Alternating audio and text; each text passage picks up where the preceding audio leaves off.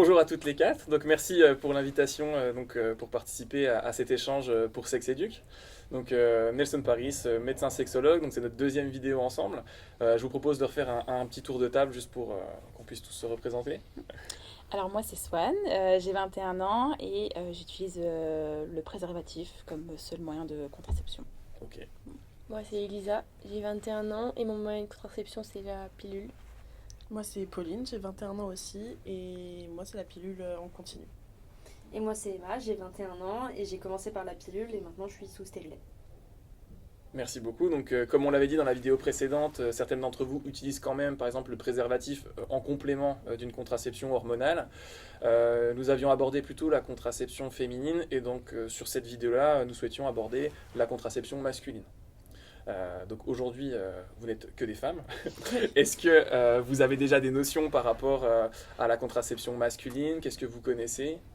Ou de quoi vous auriez entendu parler? Moi je connais principalement le préservatif classique. Après j'ai entendu aussi parler de la pilule pour les hommes, Ok. mais je crois que c'est pas encore trop... Effectivement, on reprendra un petit peu. Ouais. On est sur des choses qui sont plutôt en développement et j'expliquerai. Moi, du coup, j'ai refait des recherches justement par rapport aux éléments dont on pourrait parler aujourd'hui et je vous amènerai ce que j'ai retrouvé donc, dans les sociétés savantes, c'est-à-dire notamment sociétés urologiques, urologie française, puisque là, on s'intéresse principalement à l'homme et c'est là où on a le plus de recommandations qui sont produites. Moi, pareil, uniquement le préservatif masculin. Ouais. J'avais pas trop d'infos sur le reste. Ok, Voilà. Moi aussi. ça marche. Pareil, préservatif masculin, utilisé quelques fois et je suis pas trop au courant de... Si, on entend parler de prototypes ou de choses comme ça, mais de concret, je connais que le préservatif masculin pour, en moyen de contraception du côté de l'homme. Ou plus radical, si je peux dire ça comme ça, la vasectomie. Oui. Mais sinon, ouais, c'est les deux seuls. Ça marche. Deux seules Ouais. choses qu'on connaît. Ouais. Là, en tout cas, on a une vidéo qui est plutôt à destination d'un public jeune. Donc, effectivement, ce qui va être mis en avant en premier lieu, c'est quand même le préservatif masculin. Donc, on est sur une barrière mécanique qui empêche du coup les spermatozoïdes de pouvoir aller féconder un ovule. Donc, ça, c'est le modèle le plus simple, avec quand même dans les avantages notables, la protection d'un certain nombre d'IST, donc d'infections sexuellement transmissibles, et la gratuité, là où pendant une période c'était toujours la question du coût. Quand c'est par exemple pour une jeune femme la pilule qui paye la pilule, est-ce que c'est toujours la jeune femme? Ouais. Est-ce que quand c'est du coup l'homme qui va chercher les préservatifs, est-ce que c'est toujours lui qui finance les préservatifs? Donc là on a quand même pour la population jeune des solutions qui ont été mises en place avec le remboursement des préservatifs masculins jusqu'à 26 ans. Oui. Ce qui permet quand même de ne pas se poser en tout cas ces questions-là sur le plan financier et on est plutôt sur la disponibilité et le fait d'avoir finalement le préservatif sur soi au moment d'un rapport sexuel. Sur tout ce qui est un petit peu expérimental, donc il y a des choses qui sont en voie de développement, il y a la question effectivement de pilule pour l'homme. Le souci qui est plutôt souligné, c'est que chez la femme c'est un cycle qui est bien maîtrisé au niveau des hormones, alors que chez l'homme c'est plutôt quelque chose qui est en continu. Donc il y a des éléments sur le plan hormonal où ils essayent de, par exemple, désactiver un petit peu la mobilité des spermatozoïdes. Donc en fait de les rendre moins mobiles pour pouvoir diminuer la possibilité d'aller féconder un ovule.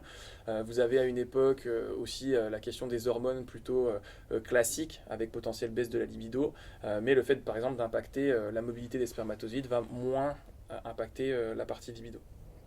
Vous allez avoir sur les éléments hormonaux plutôt des injections, donc on va pas trop utiliser ou très rarement finalement chez une population jeune, puisque c'est des injections régulières, plusieurs fois par mois, pour pouvoir atténuer finalement la production de spermatozoïdes. À chaque fois, c'est plutôt réversible. Si jamais la personne arrête le traitement qui est en place, la production de spermatozoïdes va reprendre et être de nouveau, ils vont être de nouveau fécondants. Même si pour certains moyens de contraception, il peut y avoir une petite altération. Sur certains éléments hormonaux, on parle d'une reprise à 85%, notamment dans les chiffres que j'avais retrouvés. Donc voilà, ça c'est des choses qui peuvent exister. Sur les éléments qui sont autres, il y a tout ce qui est spermicide. Donc là, après, c'est pas vraiment l'homme, le garçon en soi, ça va être une utilisation conjointe donc pour essayer de détruire les spermatozoïdes. Et puis, vous allez avoir des théories qui sont plus nouvelles, notamment sur le fait d'augmenter la température des testicules pour diminuer la production en fait, de spermatozoïdes. Si on reprend un tout petit peu l'histoire, les testicules, quand l'enfant il est petit, ils sont au niveau de l'abdomen, comme les ovaires. ils vont descendre justement pour chercher une température qui est moindre, pour qu'au moment de la puberté, des spermatozoïdes puissent être produits. Et quand la chaleur augmente, il y a vraiment un frein au niveau de la production des spermatozoïdes. Donc là, les hypothèses, c'est d'utiliser soit des cibles qui vont remonter finalement les testicules et les plaquer un petit peu au niveau de la région chaude en fait, de l'abdomen, donc les remonter dans les bourses, ou alors c'est des fois donc, les hypothèses de slip chauffant, etc. C'est deux choses qui sont relativement différentes, certaines qui ont un niveau de preuve qui est en train d'être étudié, mais ça sous-entend une utilisation vraiment récurrente et fréquente. C'est pas juste sur le rapport sexuel, c'est quelque chose qui doit être fait tous les jours et de manière régulière, avec l'idée que ça va impacter la production de spermatozoïdes et le jour où ce sera arrêté, il y aura un temps avant que ça reprenne complètement. Donc on est sur d'autres contraintes, l'utilisation régulière et puis le fait d'avoir besoin au moins au début de faire des contrôles réguliers de spermogramme, c'est-à-dire de vérifier est-ce qu'il y a des spermatozoïdes dans le sperme et puis est-ce qu'ils sont encore mobiles. Voilà, c'est un petit peu effrayant aussi.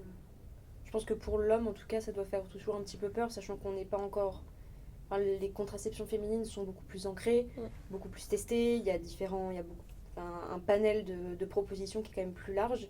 Et je pense que même en tant qu'homme, ça doit être stressant Alors je pense qu'il doit y avoir une envie d'aider sa conjointe dans la prise de contraception, mais il doit y avoir quand même cette peur qu'il y ait quelque chose d'irréversible, quelque chose qui soit... Je pense qu'il y a un côté de crainte aussi, et peut-être aussi de sécurité chez la femme. Enfin, moi personnellement, je suis plus rassurée que ce soit moi qui porte la pilule, même si c'est un débat qui est largement ouvert sur qui est censé la prendre pour qu'il y ait un équilibre. Mais malgré tout, la grossesse, de mon point de vue à moi, c'est moi qui peux l'avoir. Et je préfère que ce soit ma responsabilité de me dire, si je veux mettre les choses en place moi, pour être sûre et me garantir de ne pas avoir d'enfant. Donc je sais que c'est un gros débat, mais d'un point de vue personnel, je préfère que ce soit moi qui a d'avoir la responsabilité de la contraception pour être rassurée, parce qu'au final, même la pilule pour hommes, quand on en parlait, déjà il y a quelques années, j'ai eu le débat avec mon conjoint à moi, dire mais en fait moi le risque il est pour moi et j'ai pas envie que toi tu te mettes la responsabilité de devoir prendre quelque chose tous les jours dans l'idée d'une pilule et que s'il y a une erreur, c'est toi qui es engagé, mais à la fois ce sera mon corps qui va prendre la grossesse. Donc c'est vrai que c'est un gros débat, histoire de contraception masculine et féminine, et qui doit la porter dans le couple. C'est pas simple.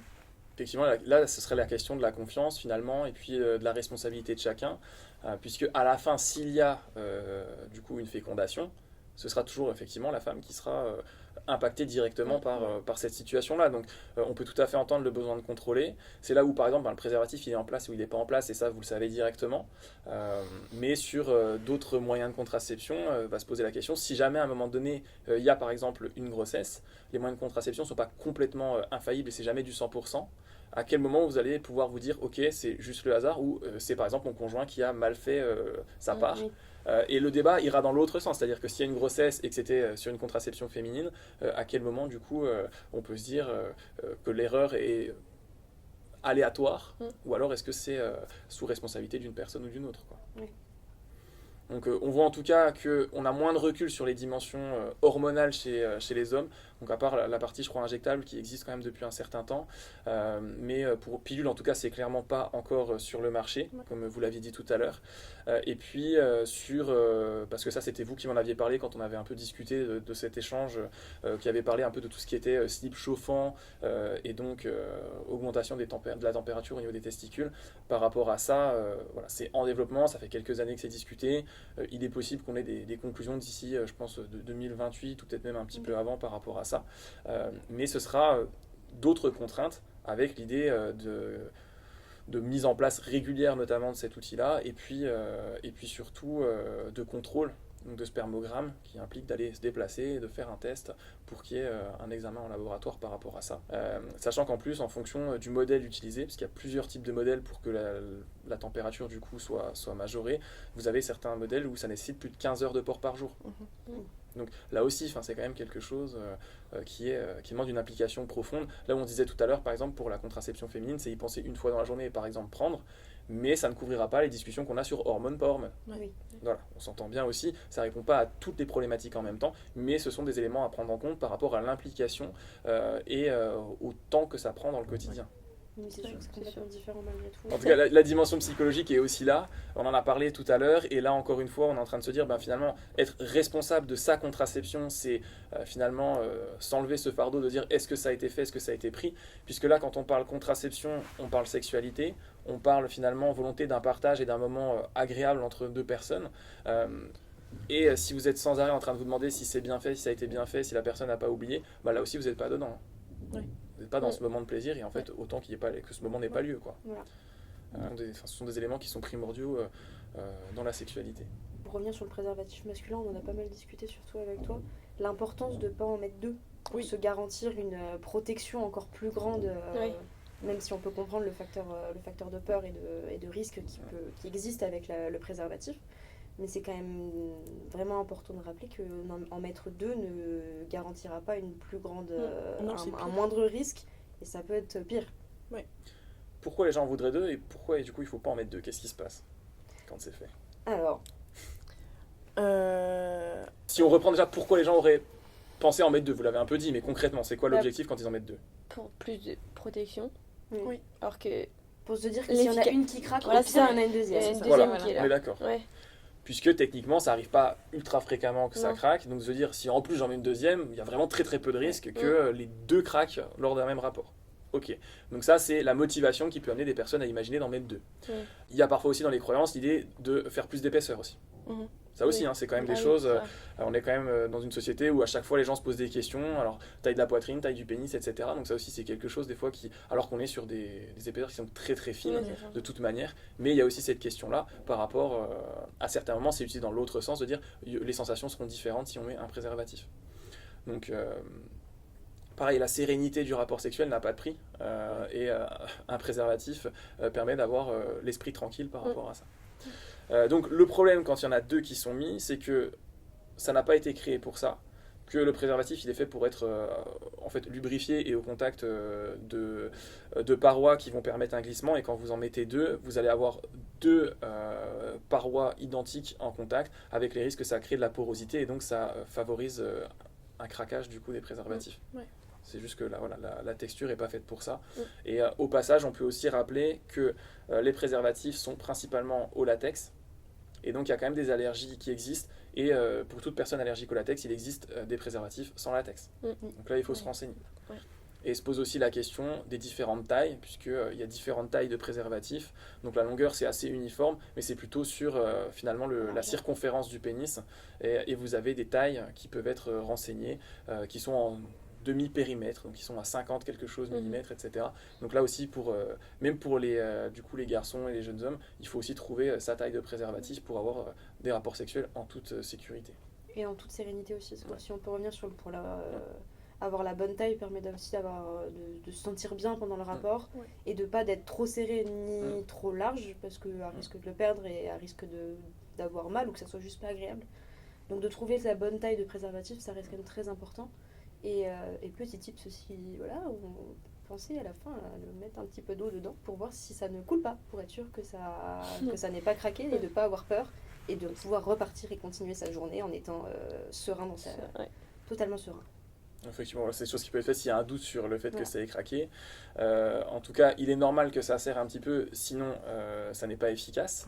Si ça serre tellement que c'est douloureux, c'est là où il faut envisager une taille plus importante. Et le risque d'avoir une taille trop large, c'est effectivement de nager dedans et qu'en fait ça ne soit pas efficace, premièrement, et en plus potentiellement de le perdre. Ça, effectivement, c'est un risque supplémentaire.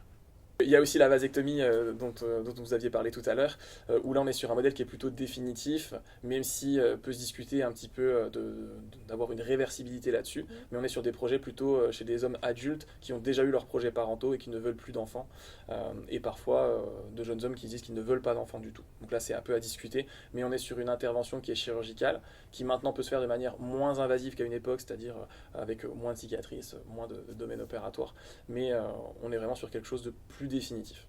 Donc qui va là moins concerner les personnes que vous cibliez sur ce contenu vidéo qui sont plutôt des jeunes. Tout à fait, Bah écoutez, merci pour cet échange donc sur la contraception masculine, et puis nous allons donc passer à une autre discussion sur plutôt l'efficacité des moyens de contraception, et puis refaire quelques petits rappels au niveau anatomie pour expliquer comment ça marche. Oui, merci à vous. Merci. Merci beaucoup.